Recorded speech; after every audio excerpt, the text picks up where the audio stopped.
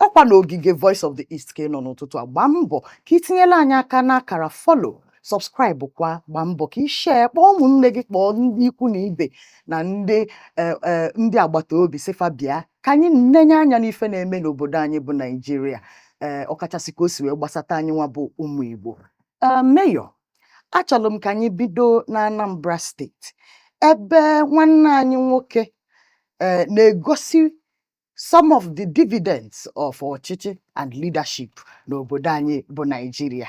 Mayor na-achị ọchị maka na n'izuụka gara aga anyị wee na-anụ na one of the representatives of here na Anambra State by Nikeli Onwu gave out branded wheelbarrows, cutlasses, that is ogbuaga na-eji egbu ife na obodo na ofia, that's farm tools.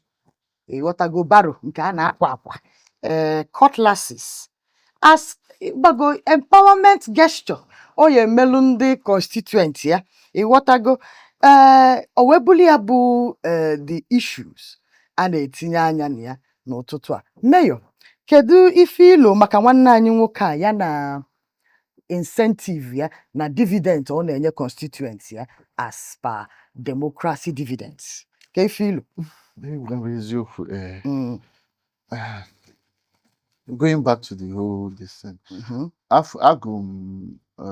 oge mfu that akụkọ na Twitter ọ na X ka mfula aka nsimba na ife a bụ eziokwu. Okay. Nga Voice of the East. Fair na Voice of the East. Nga Punch. Fair na Punch. So Nga official page the man of free and sick. Okay.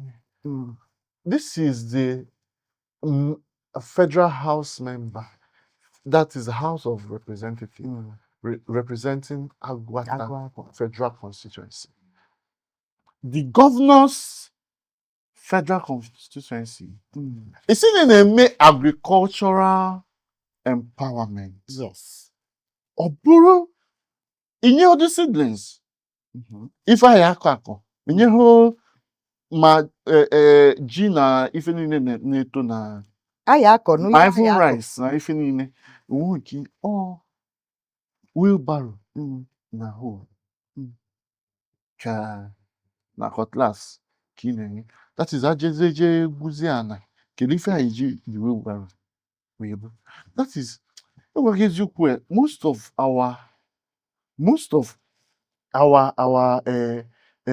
political, most of the people in our political class in Southeast are very, very disappointed. Very, very, very, very disappointed because they like where in what part of the world does this make sense? And afunda ugwausa hami udifa ayako hono. Ndimbozo me ayako hono.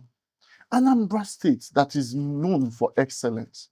If in Anambra State na X bu isi Igbo, na ife isi Igbo, ife isi Igbo, na ife a representative na representing the acclaimed isi Igbo.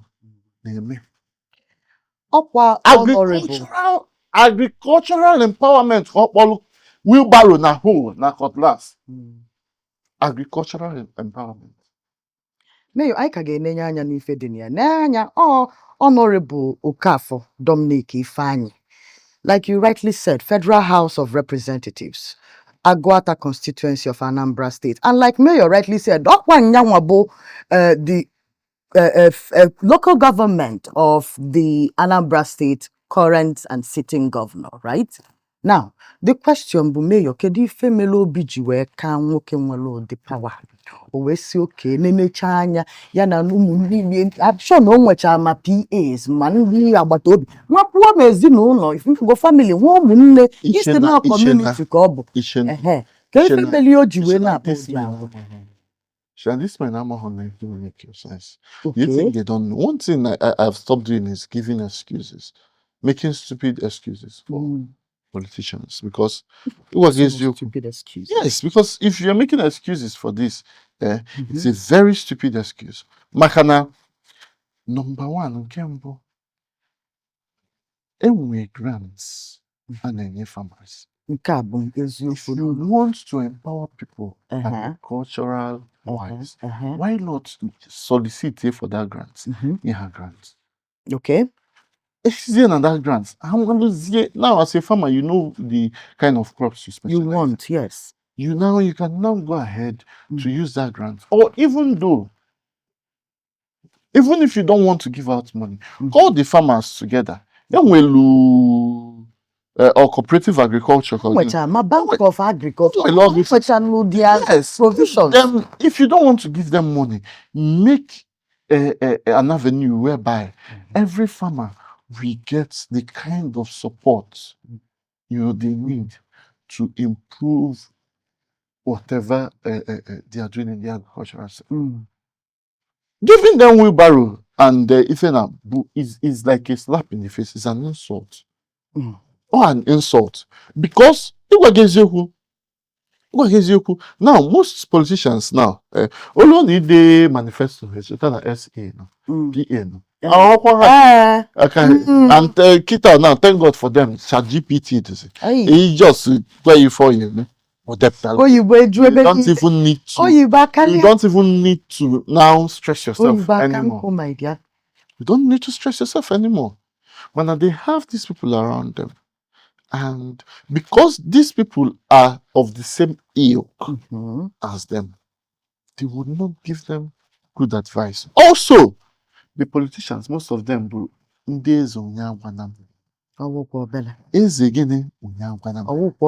most of their people now around them. Oh yes, people. Oh, I want to make a Odema. Actually, Odema. And the worst thing, Abiazie, Henry Affantry, people still in line. From transistor radio to ultra-modern toilet bụ uncompleted building. Now to Anambra and wheelbarrow. To ebe a na-aya akpụ onye rụrụ ọsụ na ultramodern. Ịnọ ebe a ịlụta ka ya na drag honorable Uche Okonkwo nke ya na drag ya. Ebe a na-aya akpụ ka nwoke alụ si na ultramodern cassava plant. Mana n'ofu Anambra ka nka nọkwa. O wee bụrụ ebe Gọvanọ Soludo na opposing senator Ojukwu, who is coming out, from the opposing party as the deputy governor for the coming election in November. O wee bụrụ ebe a na-atụ ọkpọ ọnụ, ama mgbe fada akpa ịtụ ọkpọ ọnụ n'Igbo, a na-atụ ọkpọ ọnụ. Onye ka kọgidere ọnụ o.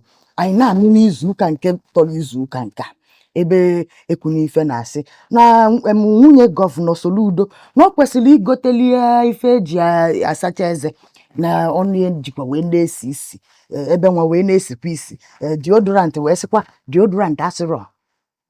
Anyị na-etikpu na-asị ya nwaanyị kwuchie ọnụ na nke ị na-ekwu ị na-ewefezikwa aka na nke ị na-ekwu nwekwa ka ọ dị. Onye ka anyị nọrọ onwe anyị n'izu ụka nke gara aga a wee pịakwa ọzọ. Nke a bụ nke ndị Gen Z na-akpọ stray bullet maka na ọ gbara ya dịtin wụọ ịyarara everywhere. Next thing bụ na nwunye gọvanọ asịkwa na affair wee sịkwa asịkwa na affair asịrọ with the former governor of Anambra State, late Governor Mbadinoju. This particular one has caused escalation of feelings on the internet. Maka na onye ọbụla na wonderzi ma ọ ka bụ politics ka a na-eme ife a ka onwe ife ọzọ na-eme. Mayor, over to you. Okay. First of all, I have to point out how exactly disappointing this situation is, because Anambra used to be a state of firsts. Anambra used to be a state where, from the time of Peter Obi, we had Ngike, we had even Soludo was considered a sound mind. Yes, he was CBN. He was once considered a sound mind.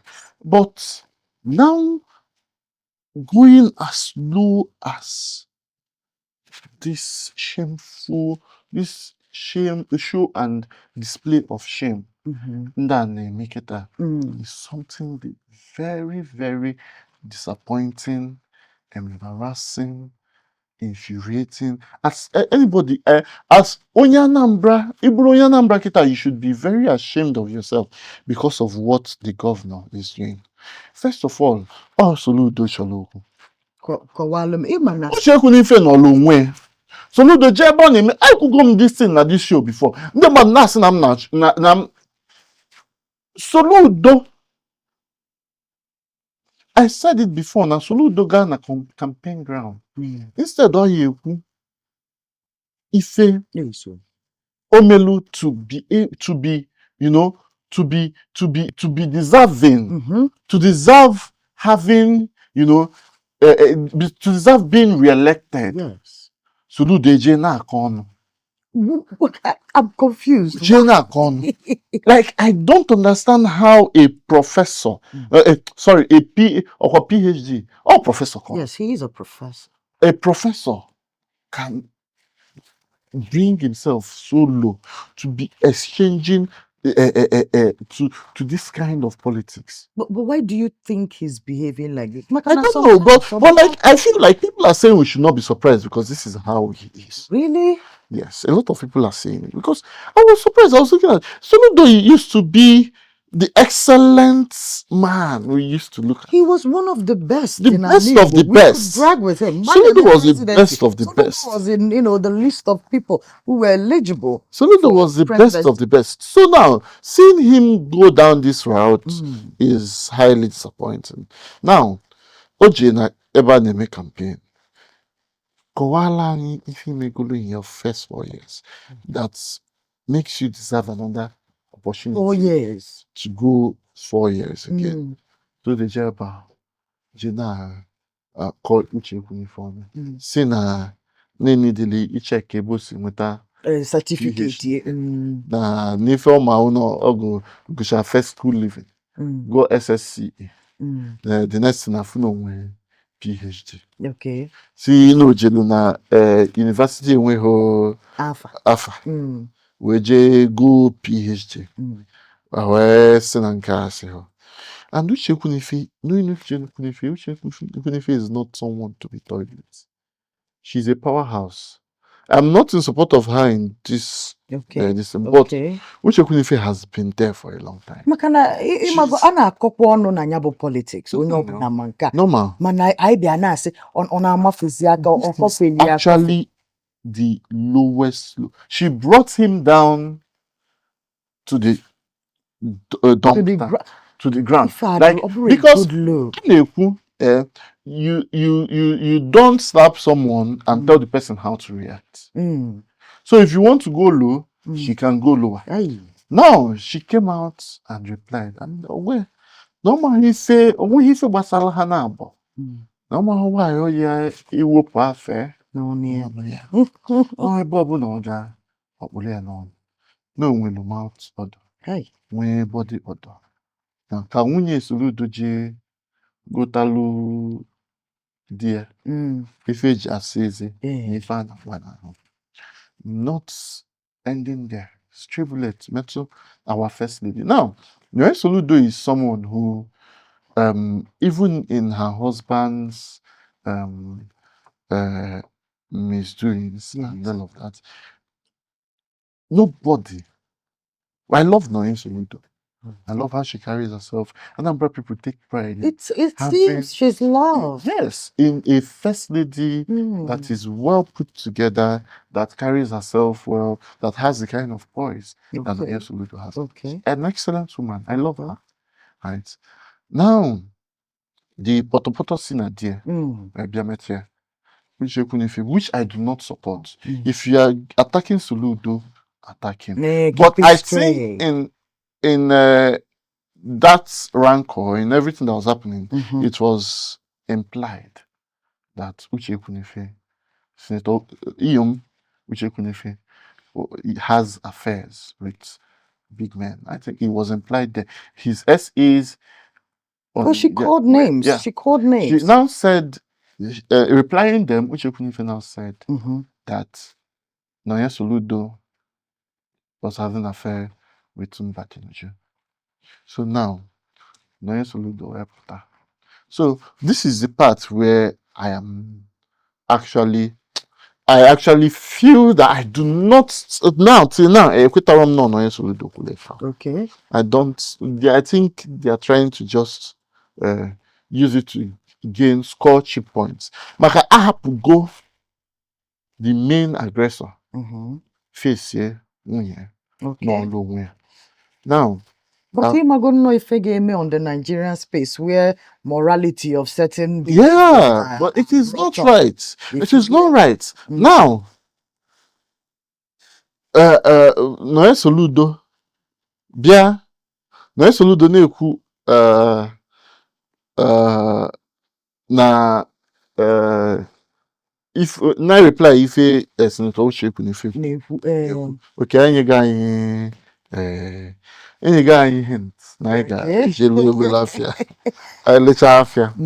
Ndewo na Enugu ụtụtụ ọma ebe ọbụla iso na-anọnyere anyị na South East na mpaghara South East nọ n'Enugu ịnọ n'Ebonyi ịnọ n'Aba ịnọ n'Ụmụahịa ịnọ n'Owerri ebe ọbụla ịnọ onye ije motos abatago n'Enugu ehenụ maka n'ọkwụ n'ana enwerọkwa oche solumu ka efu na anyị abịago na Holy Ghost Bus Terminal 2 n'Enugu steeti na 042 Coal City ebe ife niile na-eme ebe onye ije motos na-esi wee na-ewere ọwala anyị abịago nekwa anyị akwa ịfụrụ ụgbọala anyị dị sarasara ụgbọala anyị dị samsam ọ ga-eme ekishọ na ijeluru ebe ị na-eje n'udo ịnata n'udo maka na ụgbọala dị ndụ dị paramount ka ị wee nwee safety ka ị nwee security ifu gị onye ije motos na-ọfa gị security na-ọfa gị safety na-ọfa gị comfort and luxury nya ịchọrọ ije holidays ka ị na-eje ịzụ afịa ịchọrọ ka ụmụ gị na school maọbụ ebe ọbụla ị na-eje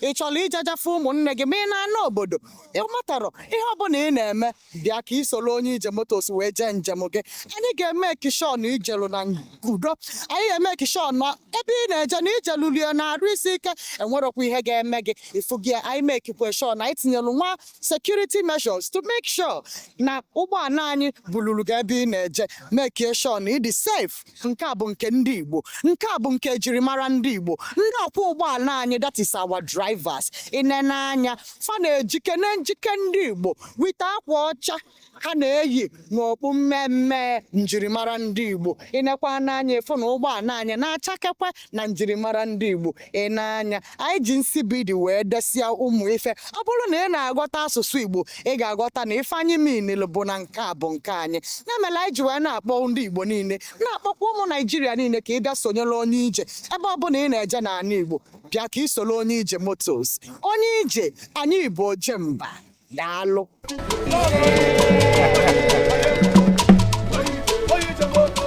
If you want safety, if you want comfort, if you want to go to wherever your destination is, it is your age.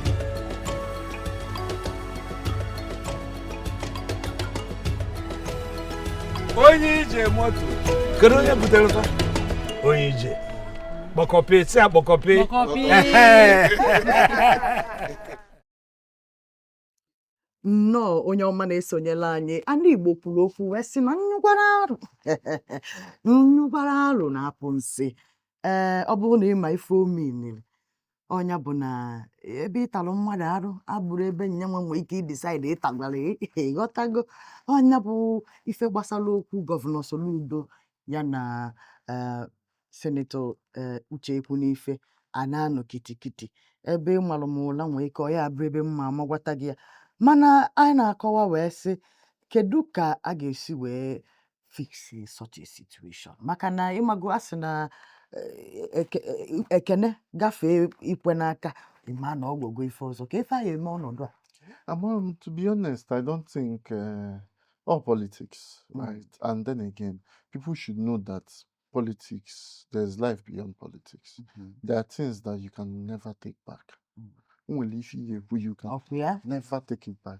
So, as I was saying before I began a break, the representatives of Mrs. Noye Soludo were passing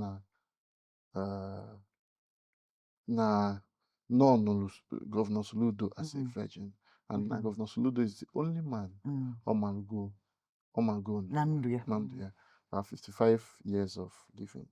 And she can't say same for Senator Ojukwu, and that the senator should come, can take swear in the presence of Virgin Mary, Okay. Mother Mary, Mm. and also they should do paternity tests for their Paternity children. test. So my own in this case is, now if Ugoka, the governor, started this, Ohiti, Senator Ochi, Senator Ochi, Hiti Nwunye, now Nwunye, akpọbatago their children into the matter. This is beyond politics. I feel like, when I get let us keep it within ourselves. Stop. I like you on the fact that Governor Soludo's wife, as peaceful as she is being brought into the matter. Now, Senator Ochekunife's husband and then their children. Their lines you shouldn't cross. Politics are bro, because these people were once cordial. When Soludo took over, Ochekunife was a supporter. I know. Ochekunife was, always seen around the government house, attending state functions and all of that. So, like, this is someone who you've been Allies allies in with, the past. right? Yes. And now, because you are on opposing sides during these elections, you now open this kind of can of worms. Only there are wounds that can never heal. There are words that you say that can never be taken back. But do you believe politicians care about, because If obviously you don't care, then why they are you don't human? care. Why are you human at all? So if they can do this to themselves, if they can do this kind of things to themselves, why do we the people expect better? Because if any now boils down to behavioral characters and things And values.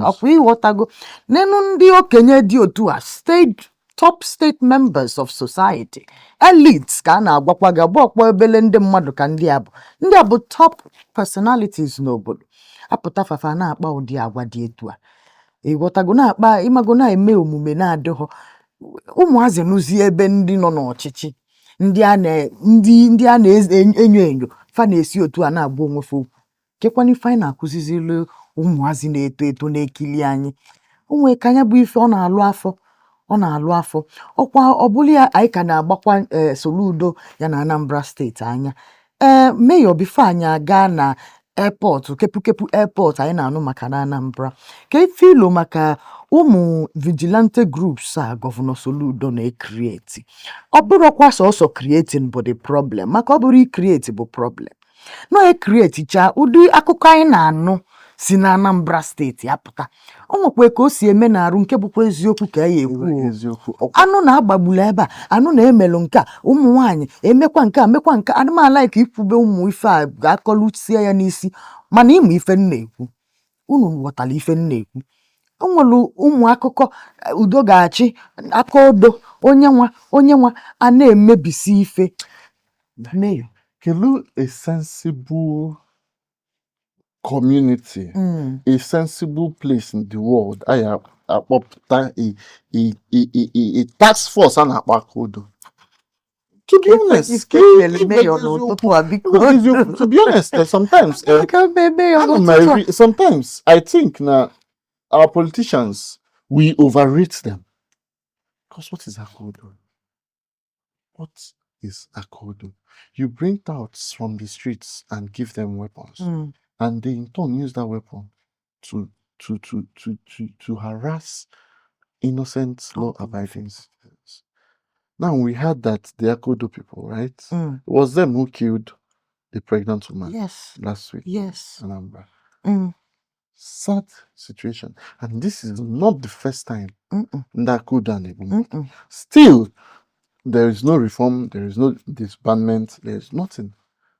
You can't bring untrained individuals. You can't bring untrained personnel and hand them arms. With weapons, so solidified. Look at the Udogachi people. They are always in the news. If they have not done this, they have done that. Harassing the people. Up, down. Nothing has been done about them.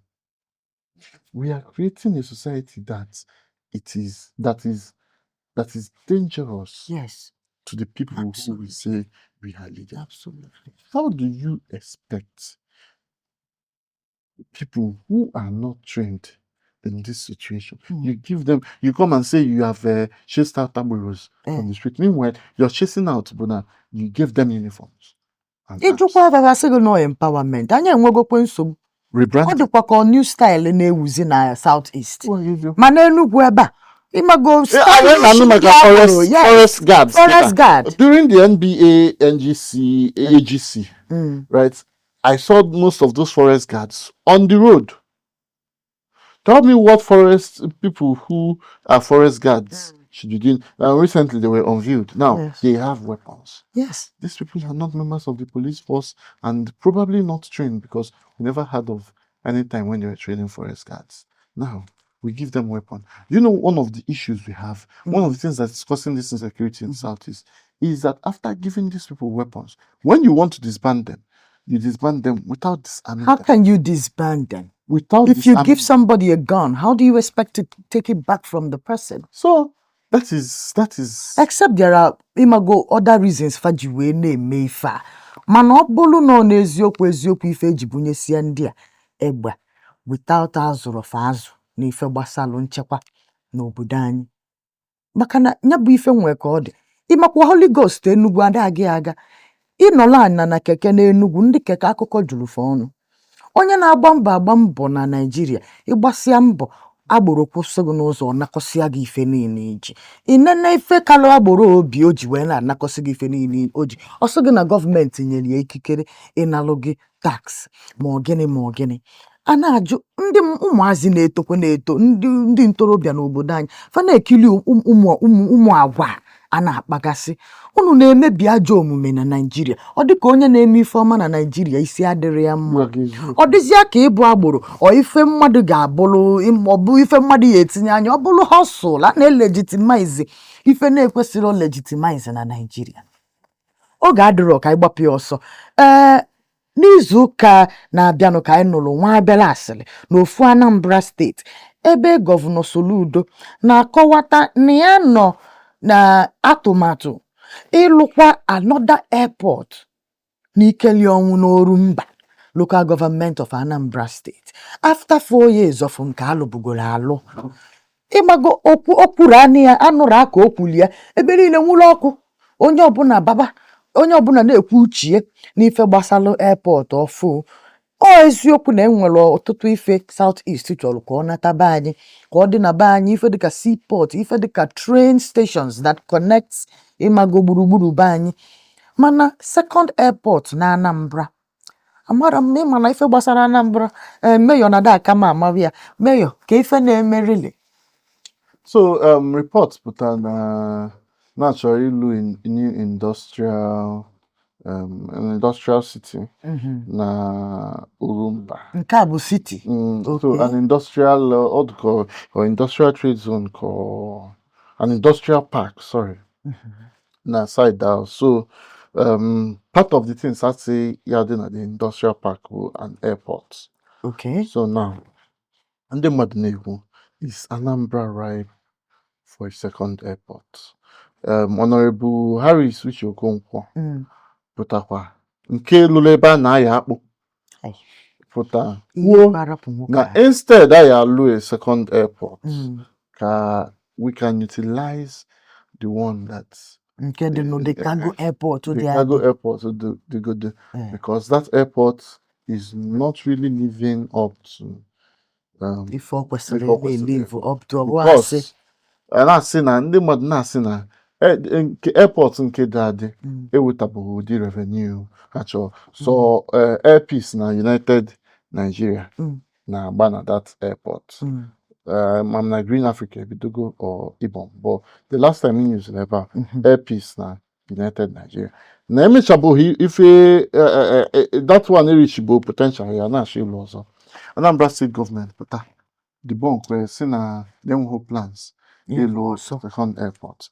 Meanwhile, onwe video ebe afọ Governor Soludo ebe ọ na-ekwu na ya alụ the airport. So more equator with what they are saying now. Even if probably na the governor made mistake go kwulie na video. Maka anyị fu video ebe governor kwulu na ya lo ikekwe bụrụ ịmago in the spirit of campaign ịma sometimes ekwegide nkwa mmadụ agbafele bus stop ebe ọ na-eje ka with the press release I release anyị pụta ebe ahụ ọkwa ka ikwelu na nke okwu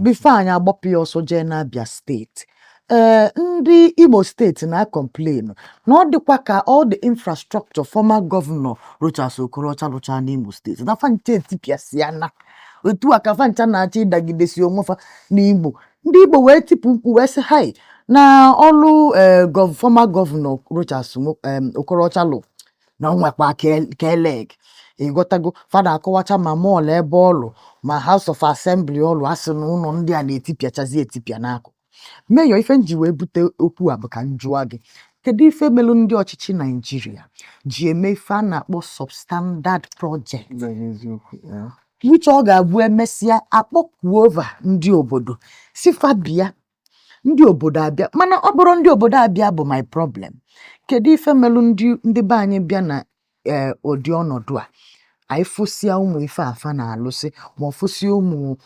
empowerment afa na-eme dịka ebe a malụ nwatakịrị ụla kedu ife melụ ndị be anyị ji akụ aka ma ụdị ife a na-eme iwe ike ịkọwalụ m ụdị echiche ndị obodo na-eche wele anabata ụmụ atụmatụ a ndị a na-atụzili anyị ọ gwara gị na anyị so n'ife na-eme anyị ndị be anyị so n'ife na-eme ha and the day we realize na we should not be accepting all these things from them right that day is when we wake up because a lot of politicians are mostly substandard things abia eme nke something like alụọ ilu aya last 20 years ilu aya last 5 years the administration now abia alụọ ilu the next administration bia alụkwa that same road abia alụọ that and the people would not to be honest nke ikwu maka ndị be anyị agwụgwọ maka even ebe a na-eke wheelbarrow ndị mmadụ pụtakwa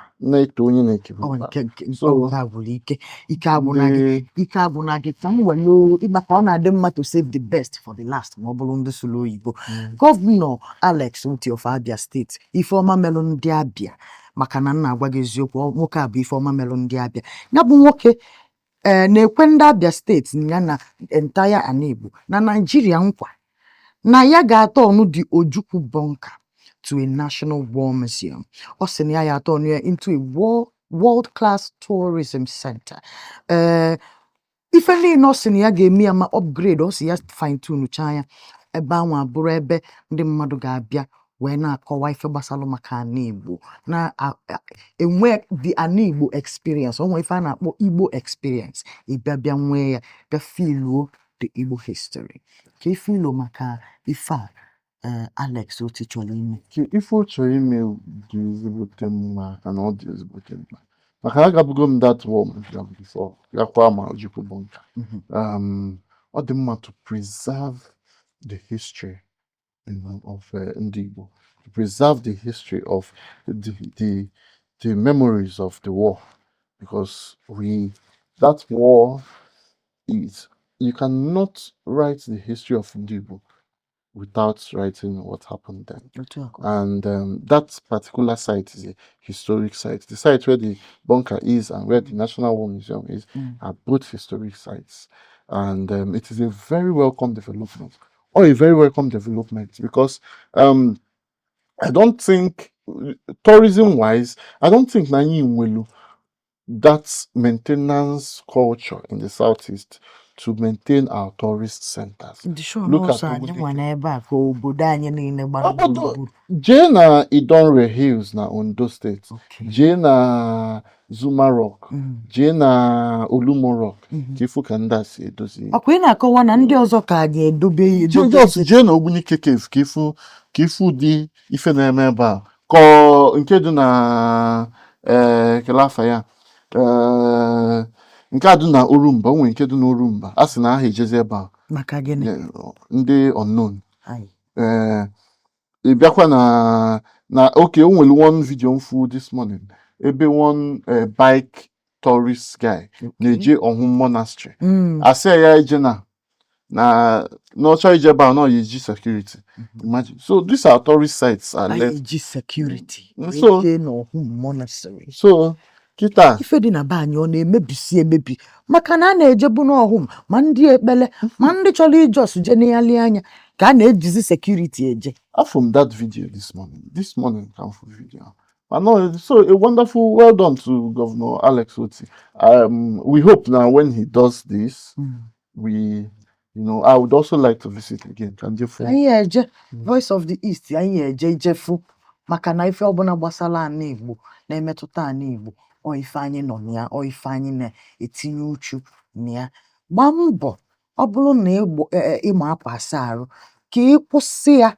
Ọ bụkwanụ na gị bụ aka enwe dị n'ofe, biko nụ mee ebele ka ewepụ ya bụ aka enwe o mewolu aka mmadụ. Ngị bụ onye Igbo ịpụkwanụ n'izu ụka, ịpụkwanụ tata ebe ị na-azụ afọ, ebe ị na-alụ ọrụ, ebe ị na-eme ife ị na-eme, gbaa mbọ ka ị were ịfụnanya tinye n'obi gị ka ife niile na-aga aga. Onye meelu ya meelu nwanne ya, udo dịkwala onye ọbụla. Meyo si ndị be anyị mmemme ewere okwu gị ọmụma asa arụ ya ma egide ya kwụsị ya maka ma ọmụ ndị na-amụ ọma akwa asa arụ mmanụ tọwelụ tọwelụ n'ime batrum. Gịnị ka ị na-eme? Malife ị na-eme ọma akwa asa arụ ekwuna na magwa ya the next week.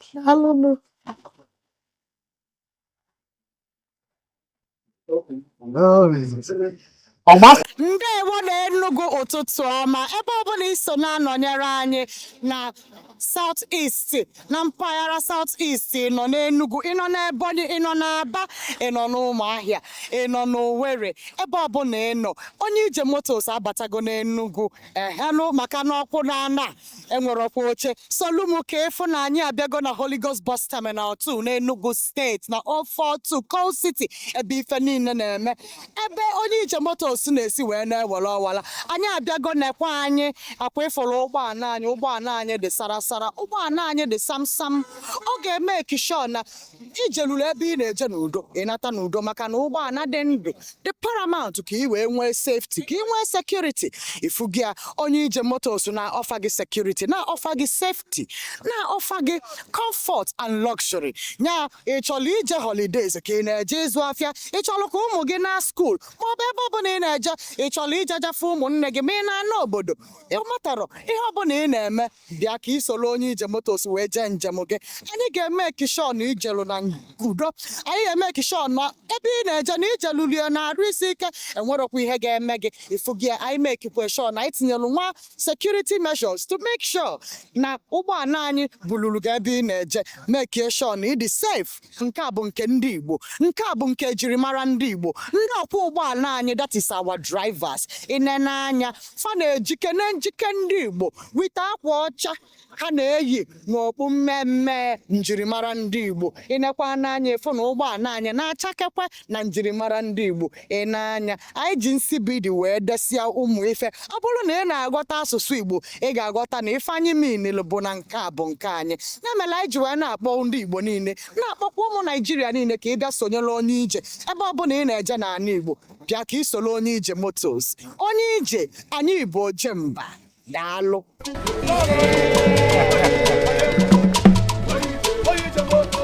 If you want safety, if you want comfort, if you want to go to wherever your destination is, it is your age.